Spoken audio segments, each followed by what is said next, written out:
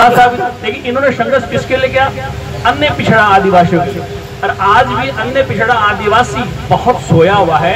मैं पूरे भारत में भ्रमण करता हूँ कि उनकी मानसिकता उनके साथ जुड़ी हुई है। अब कुछ जागृत लोग आए हैं, विश्वविद्यालय में पढ़ते हैं। वेद शास्त्र भी मैं पढ़ता हूँ, कुरान भी मैं पढ़ता हूँ, बाइबल में पढ़ता हूँ, गुरु ग्रंथ साहब में पढ़ता हूँ, रविदास जी को पढ़ता हूँ, कबीर साहब को पढ़ता हूँ, संत तुकाराम को पढ़ता हूँ, संत भट्ट को पढ़ता हूँ, नानक देव को पढ़ता हूँ। सभी को पढ़ के मैंने ये निर्णय लिया कि बाबा साहब ने उस समय सबको पढ़ के निर्णय नहीं लिया होता तो आज आप हम सब यहाँ नहीं होते। आज आप हम सब यहाँ नहीं होते। कितने लोग तो मैं उन लोगों के पास जब भोजन पे जाता हूँ इकट्ठे हो जाते हैं सब, जितने आप यहाँ प्रदर्शन में इकट्ठे। आप एक आंदोलन करने चल रहे हैं। एक हमारी दलित बच्ची के साथ, बहन के साथ अन्याय हो रहा है विश्वविद्यालय के द्वारा, और आप हम सब सोए हुए हैं निगरान में। इसका कारण क्या है कि बाबा साहब ने सही कहा था। जब डेलीगेट्स विदेशी लोग आए तो गांधी जी सो रहे थे, पटेल साहब सो रहे थे, लेकिन उन्होंने पूछा बाबा साहब रात को 12 बजे जगह थे। उन्होंने पूछा कि बाबा साहब, नेहरू जी सो रहे हैं, पटेल साहब सो रहे हैं, गांधी जी सो रहे हैं, आप क्यों जग रहे हैं? उन्होंने कहा कि मेरा समाज सोया हुआ है, इनका समाज जगा हुआ है, इसलिए मुझे सोए हुए समाज को जगाने के लिए जगना पड़ रहा है, और इनका समाज जगा हुआ है। आज तक हम सब ही सोए हुए हैं। किसी भी संस्था में जहाँ भी काम कर रहे हैं, हमारे साथ सब जगह शोषण होता है। न्यायपालिका में शोषण होता है, कार्यपालिका में शोषण आता है, विधायिका में शोषण होता है। ऐसे ऐसे मंत्री मेरे संपर्क में हैं, प्रोटोकॉल है केवल कोई उनके पास पावर्स नहीं है, वो डिसीजन पावर नहीं ले सकते, क्योंकि रिमोट उनके हाथ में, उनको यूज करके फेंक दिया जाता है, जैसे आम को चूस के फेंक देते। तो सरकारें ऐसी आ गई, मानसिकता बदली हुई है। सरकार किसी के नहीं हो। आजादी से आज तक जो सरकार रही, हमारे जो मंत्री बने, कोई मंत्री बोल्ड हुआ है जो समाज में आगे बढ़ा है, वरना उन्होंने कंट्रोल अपने पास रखा है, उनको नाम का वोट दिया गया। उस समय बाबू जगजीवन राम भी थे, बड़े बोल्ड नेता थे, समाज के लिए काम किया। और उनके पास जब वीपी सिंह की सरकार आई, उस समय हमें मतलब विशेषकर से दलितों का संघर्ष था कि ओबीसी को आरक्षण दिया गया, मंडल आयोग लगाया, क्योंकि मंडल साहब थे वो शेड्यूल कास्ट से बिलोंग करते। लेकिन इन्होंने संघर्ष किसके लिए किया? अन्य पिछड़ा आदिवासियों के लिए। और आज भी अन्य पिछड़ा आदिवासी बहुत सोया हुआ है। मैं पूरे भारत में भ्रमण करता हूँ कि उनकी मानसिकता उनके साथ जुड़ी हुई है। अब कुछ जागृत लोग आए हैं, विश्वविद्यालय में पढ़ते हैं, प्रोफेसर हैं, वो इतिहास पढ़ते हैं, कानून पढ़ते हैं, तो वो जाके जगा रहे हैं, फिर भी लोग सोए हुए हैं। इसका कारण क्या है कि हमें ऐसे अफीम पिला दी गई।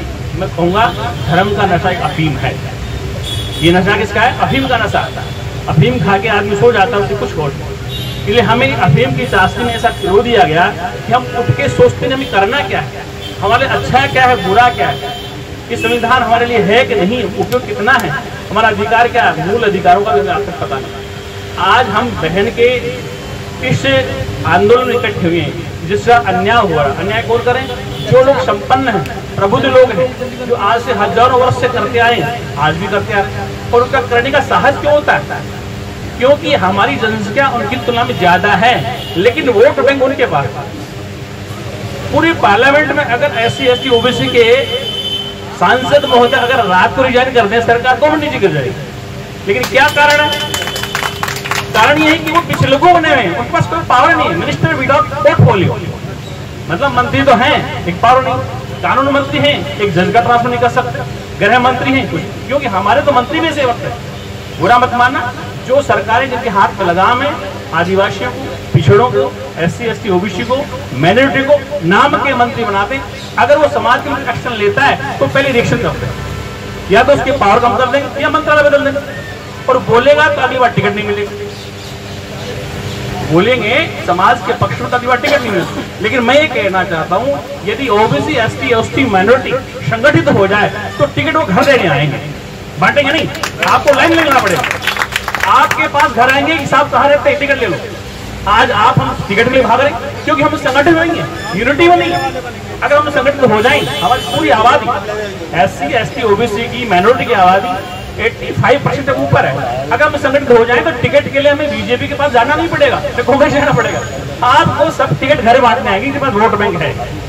ज्यादा मैं समय नहीं लूंगा, इतना मैं आपसे कहूंगा, निवेदन करूंगा। एक मैं सन्यासी भी हूँ और अम्बेडकर मंच का पूर्व अध्यक्ष भी रहा हूँ, संन्यास और सत्य। और बाबा साहब के मिशन से आज मैं बोलता हूँ, मिशन मैंने भी चलाया था।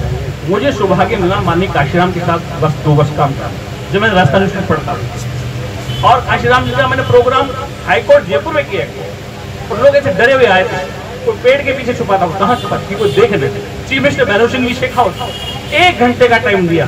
काशीराम जी बोले मुझे 1 घंटे का टाइम दिया बोलने के लिए सिर्फ। अब देख लो सरकारी क्या चाहती है कि यहाँ का कोई दलित नेता आके भाषण भी नहीं सकता, जगह भी नहीं सकता, ये सरकारी ऐसा है। इसलिए मैं सबसे निवेदन करूंगा कि आप बाबा साहब को साथ रखेंगे, फोटो लगाने से काम नहीं चलेगा, बुद्ध का पट्टा पड़ने से काम नहीं चलेगा, सीलों को अनुपालन करना पड़ेगा। पंचशील हम पहनते हैं पट्टा, लेकिन पंचशील का पालन तो करें। बाबा साहब का फोटो लगाते हैं, कि बाबा साहब हमें क्या देंगे उसका भी जरूरी है। आरती पूजा मंडन से काम नहीं लेगा, उसको इम्प्लीमेंट जमीन पे करना पड़ेगा, समाज में बात को बताना पड़ेगा। जय भीम, नमो बुद्धाय, जय भारत, जय।